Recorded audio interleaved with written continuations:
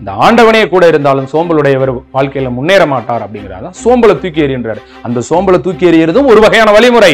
ஆற்றின் வருந்தா வருத்தம் பலர் நின்று போற்றினும் பொத்துப்படும் என்றால் துன்பத்தை தான் தரும். சரியான வழிகளில் செய்யப்படாத முயற்சி. காலையில் 4 மணிக்கு எந்திரிச்சு படினா படிக்கணும். இல்ல நான் நைட்டு 3 மணி வரைக்கும் தூங்குவேன்னா அதுல உனக்கு கான்சென்ட்ரேஷன் மிஸ் ஆகுது. சரியான விஷயத்தை கத்துக்கோங்க. உங்களுக்கு விரும்புறது யாருங்க பார்க்க சொன்னா சரியானது என்னன்னு பாருங்க. காலையில 100 கொஸ்டின் படிச்சு பாருங்க. ஏர்லி மார்னிங்ல 10 மணிக்கு படிங்க, 2 மணிக்கு படிங்க, நைட்டு படிங்க. எந்த நேரம் அந்த 100 கொஸ்டினை குறைவான நேரத்துல படிக்கிறீங்க நீங்க பாருங்க. அதுதான் சரியானது. அதை விட்டுட்டு எனக்கு நைட்டு தான் நல்லா வரும் நான் படிப்பேன். காலையில படிச்சா 100 கொஸ்டின் எவ்வளவு நேரத்துல படிக்கிற? அரை மணி நேரத்துல.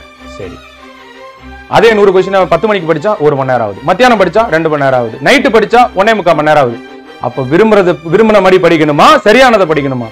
சரியானதை படி. அரை மணி நேரத்துல 100 கொஸ்டின் எந்த நேரத்துல படிக்கிறியோ அந்த நேரத்துல தான் படிக்கணும். அதை விட்டுட்டு என் மனம் போலதான் படிக்கிறேன்னு படிக்கக்கூடாது. அர்த்தம் புரியுதா புரியலையா? ஆற்றின் வருந்தா வருத்தம் பலர் நின்று போற்றினும். யாரு கூட இருந்தாலும் சரி, வீட்டுல உனக்கு காசு கொடுத்து விடலாம், புக்கு வாங்கி தரலாம், உனக்கு வீட்டுல வந்து டீ போட்டு கொடுக்கலாம், காஃபி போட்டு கொடுக்கலாம், ராஜாத்தி மாதிரி உனக்கு கொண்டாந்து விடலாம், கேட்டதெல்லாம் செஞ்சு கொடுக்கலாம். பிளான் கரெக்டா இருக்கணும். வெற்றிங்கிறது வேற ஒண்ணுமே இல்லை. ஒரு சரியான திட்டமிடுதல், ஒரு சரியான செயலாற்றுதல். இது 2 கையில இருந்தா போதும். நீ ஜெயிச்சிருவ. உன்னை யாரும் தடுக்க முடியாது. பாத்துக்கலாம். வெற்றி நமக்கு தான். பார்த்து